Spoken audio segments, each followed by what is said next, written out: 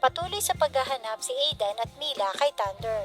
Nakita naman nila ito na nasa taas ng puno at sinubukan ni Mila na umakyat sa puno, ngunit hindi naman ito umubra kung kaya't dinaan na lamang ni Mila sa pananakot sa manok at pagkanta. Hindi makapaniwala si Aidan na bumaba nga ang manok dahil sa pagkanta ni Mila kung kaya't nagpapaturo siya dito nang bigla silang madula sa putikan ng dalawa. Ito na nga ang simula ng pagkakalapit nilang dalawa. Pag-uwi ng bahay ni Feliz ay naghihintay si Ador at tinanong agad si Feliz kung magkano na naman ang nadagdag sa pagkakautang nito sa kasino. Alam pala lahat ni Ador ang ginagawang pagsusugal ng asawa pati na ang pagkakagamo nito. Inalok niya si Feliz na bayaran ang pagkakautang nito galing sa naitabi niyang pera mula sa paggawa ng porn, ngunit tumanggi naman ito. Nakabalik na si Mila at Aidan sa event kung saan nagulat si Leona sa itsura ng dalawa at nag-uusap na parang casual lang sa isa't isa.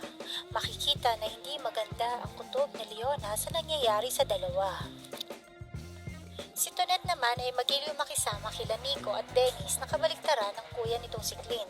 Hindi sila tinuturing ni Tonet na staff lamang ng resort dahil nagkaka-interes ito kay Nico. Ang pag-island hopping pala nila ay hindi alam ng lola nila kung kaya't napilitan si Kiara na magsinungaling upang pagtakpan ng mga pinsan niya.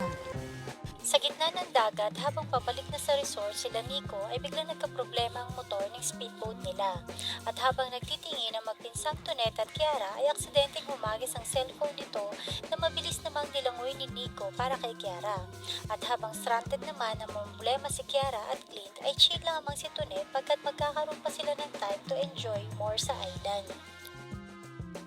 Na nangyari naman pagkat habang naghihintay sila ng rescue ay nagkatuwaan na naglaro muna sila. Nalimutan nila na na-stranded sila sa island. At dahil din sa pangyayaring yun ang nagsimula na rin magkalapit si Kiara at Nico. Nagkaroon si Nico ng pagkakataon na makausap at makakwentuhan si Kiara na nakita naman ni Tonet at nagsimulang manibugho ito. Updated sa susunod pang mga episodes.